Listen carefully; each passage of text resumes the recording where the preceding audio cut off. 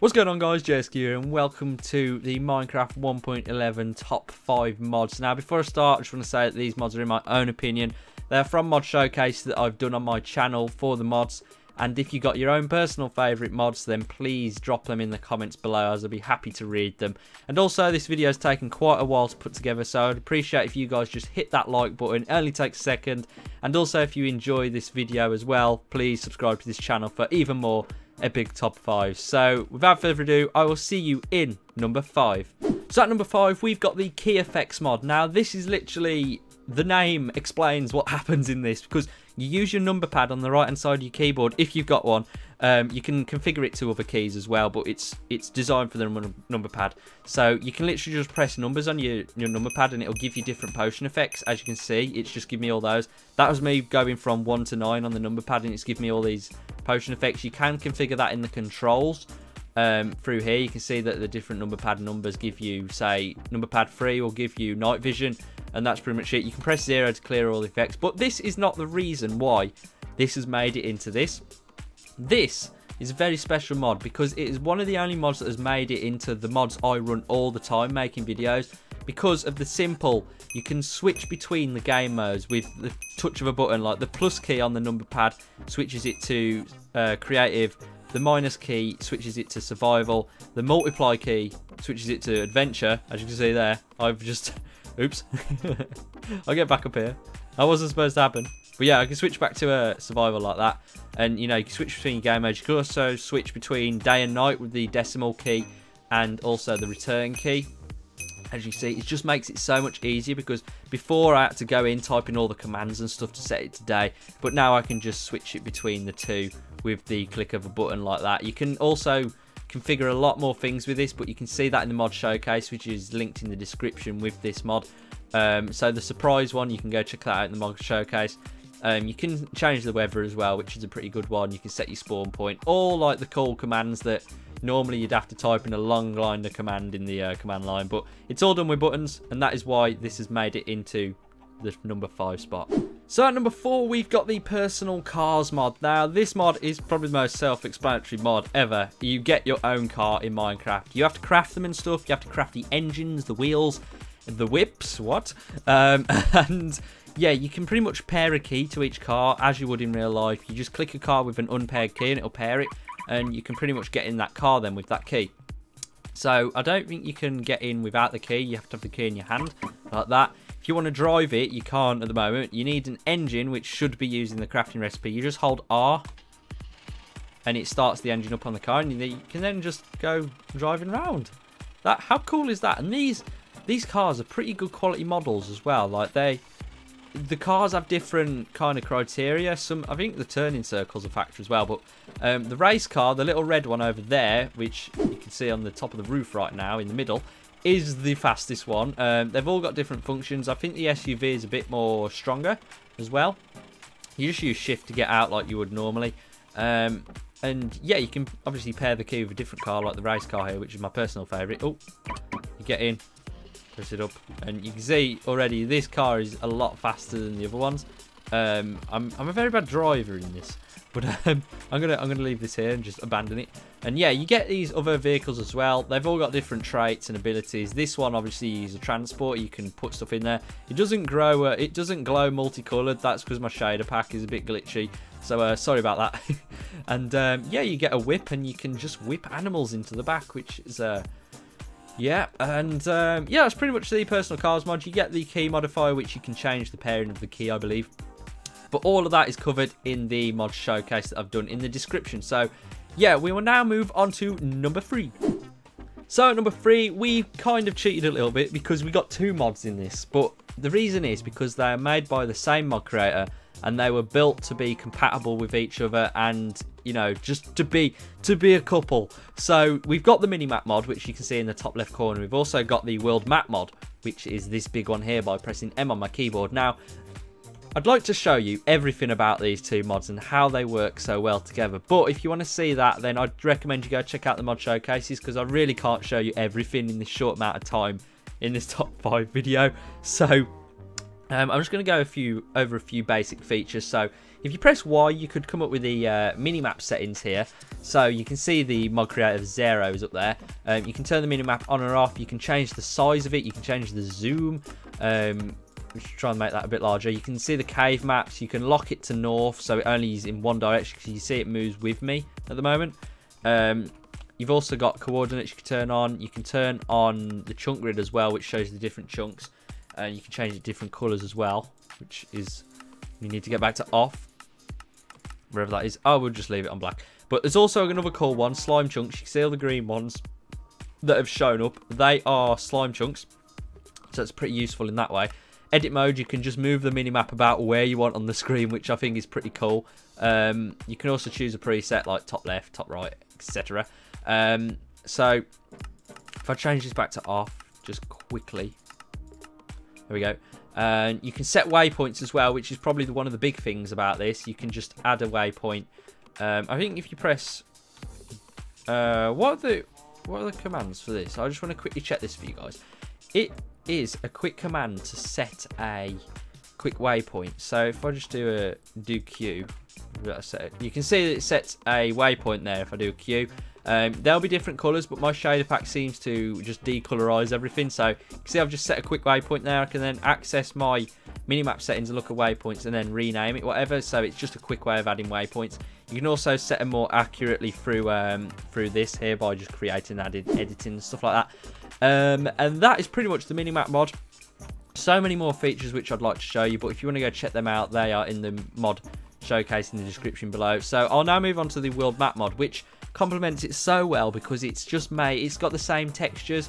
It works with different texture packs as well. So say if I change my texture pack to something like the John Smith one, then it would, or the Sfax one, it would just change all the terrain to that texture of the texture pack, which is awesome. I believe the minimap does that as well for you. But you can see that these little red trails behind me are the path that I've been running. They disappear after a while, but I believe that's like my favourite feature of this world map mod. But the reason is it just complements it so well, like the minimap mod, because they work so well together. Although they were made as separate mods. But you can see if I go into a cave here, it shows you the cave maps as well, which is really useful for mining. And you could probably get yourself out some sticky situations that way. But yeah, yeah, the world map mod is just awesome. You can look at the settings through one of the closed bracket, and you can see that it's just got different settings. It hasn't got as many because I think it's all controlled off the minimap mod if you've got that installed. But yeah, you can turn off footsteps. I don't know why you wouldn't. Why you would turn that off, because it's really useful for you. But like I said, they disappear after a while. You can also control your waypoints off this that you set with the minimap mod. So that's another compatible feature. So if you can hover over it, you can see you get them different settings at the bottom, like disable or whatever. If you go off the screen as well, I believe I need waypoints down. How do I do this again? I just need to add a quick waypoint there. If I just go off the screen and hover on the bottom right, you can see that these are the different waypoints. You can click them, I believe. Right click and it'll take you to the waypoint on the minimap, which is really useful if you get stuck anywhere, because you'll be able to hop to it straight away. So yeah, that's pretty much these two mods, like kind of in one, because they complement each other so well. There should be a married couple, pretty much. So yeah, this has been the minimap mod, and well, Zero's minimap mod and Zero's world map mod. They are perfect together. I ship them both. So yeah, if you want to check them out, they've got separate mod showcases. Check them out in the description. And we will now move on to number 2. So coming in at number 2, we've got the switch bow mod, which is literally an epic bow with a lot of arrows. If I just switch into creative here and show you all the different arrows you get, obviously you have to craft them all. I've shown all the crafting recipes in my mod showcase if you want to check it out in the description. There's been an update to this which adds a big quiver, which is just like the quivers hold the arrows, and the smaller quiver just holds less arrows.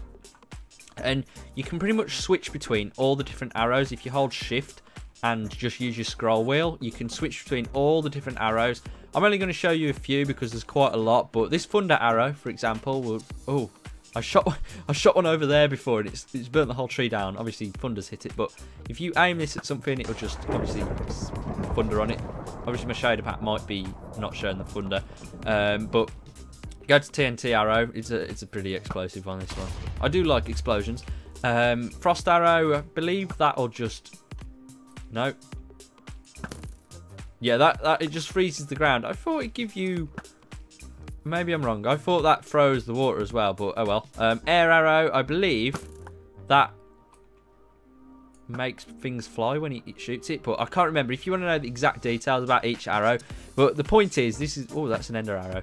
Yeah, the point is, this mod, it's just got so many different arrows with different effects, and it will just become so useful. And it's such an awesome mod as well. It's got had a good it's had some good ratings, this mod, on the mod showcase, and also people are loving this. So I recommend you go check this one out. The vampire arrow, I can't remember what that one does. The wither arrow, torch arrow is a good one. It just places a torch down wherever you shoot it. Obviously not on a tree because I won't go there. If I shoot that over there, it places a torch. I just do that again, and then, oh, it didn't place one. Maybe it does it at random. But yeah, see, it just places a torch. Maybe it's the distance. Oh no, it's placed one there as well. Silver arrow, underwater arrow. Underwater arrow is good if you're just in the water and you need to shoot an arrow as it would normally shoot. Reinforced, just a bit stronger, I believe. Fire arrow, I'm guessing it just sets fire to things and just has that big whirlwind of wow. Bone arrow, it acts as bone meal. So you can see I'll shoot that down there, it just adds loads of that. Rocket arrow is a good one, it just fires straight. It's like an actual rocket. So I just shoot it over there, you can see it just flies and then drops. Luck arrow, love arrow. Love arrow is kind of like breeding things. So I don't know if there's any mobs I can shoot this at. I don't believe there is. Can't see any. But yeah, it's got a nice little love trail there. But yeah, you can get the idea with all this. It's got all these arrows which you can play with, and it's such an awesome little thing. These quivers make it a lot easier as well, rather than having the arrows taking up your inventory space. So it's a really good mod to play around with if you're into your combat mods. So at number 1, this is Iberia. Now, you may have seen me on Twitter or Instagram or wherever just hyping this mod up all the time because it is such a cool mod. It's unlike anything I've actually seen before. The ideas behind it are stuff I haven't seen before. You know, I've made about 93 mod showcases now. I know what mods have been made or not now. Iberia is a complete breath of fresh air for me because it had some new features that I'd never encountered before. And I'm going to show you those now. So normally I make number 1 a bit longer just to show you a bit more of the mod. So yeah, this is Iberia. Basically, I haven't told you what it is yet. It just adds on to survival. If you're like a hardcore survival player, if you're even more hardcore than UHC, then this is the mod for you because it literally makes the game very difficult to play. Not impossible, but very difficult. If you want a big challenge, then this is the mod to download. So there's kind of 6 things in this. This is Iberia 2. It's the second version of it, and it's the one I've covered on my channel. And you can check out it in more detail in the description in my mod showcase. But the first thing is the healing.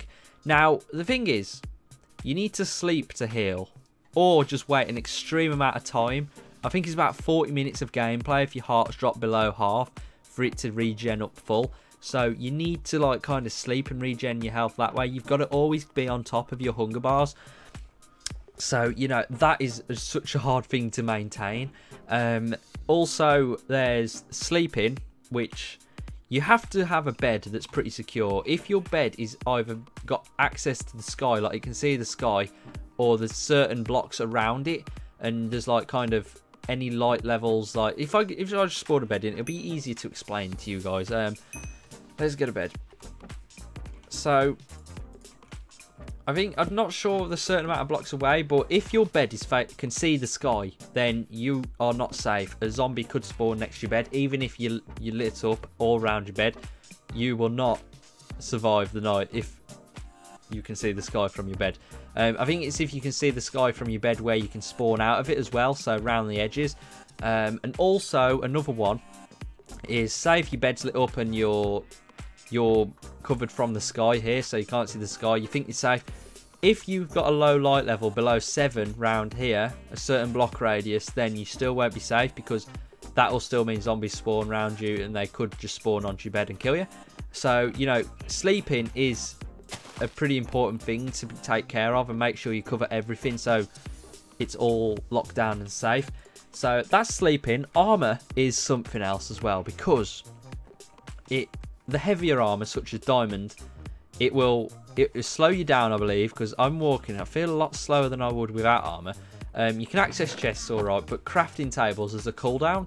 If I switch into survival and go into the crafting table, you can see that I can't actually access it until now. It takes a few seconds for you to get into it, so you have to wait. I'm assuming that's because you've got a lot of heavy armor and stuff like that. It makes it a lot more realistic. So that's that. Armor, you can also walk across crops without jumping on it. If you've got the heavy armor on like diamond, it will just destroy it straight away. There's also things such as gold armor, which you can use as, it's a kind of ancient, what's it called now? It's ceremonial, should we say. That's what it says on the wiki for Iberia. So a gold armor, if you're wearing it, you can get the higher level enchantments up to the 30s. So you have to wear gold armor to get the higher level enchantments, basically. So the next one is Iberia navigation. Now, you know, you'd normally look around, and if you want to know your coordinates to find your base or whatever, you'd look in an F3, in the F3 GUI or the debug menu. Basically, that's been turned off for this, and that is such a hard thing to deal with, because if you get lost, you may not know your way back unless you make landmarks. It kind of forces you to make landmarks in the world, such as that. I haven't put that there, but such as things like that where you can see from a distance. You probably need good render distance for this mod to be a bit more advantageous as well. And also, if you die, you'll spawn 1,000 blocks away, whether you've got a bed or not. So, yeah, you're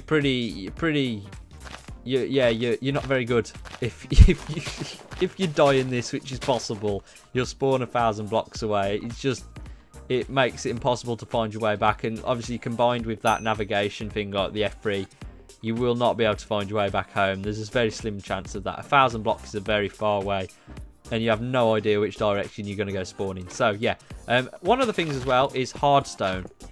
What that is the darker pieces of stone. Once it's exposed to light like this, you can see it starts spawning into normal stone, but hardstone like this actually takes 10 times longer to mine than normal stone, so you need a pretty good pickaxe to mine it. So mining is made a bit harder with this as well. Is anything else that I want to cover with this? I suppose there is everything.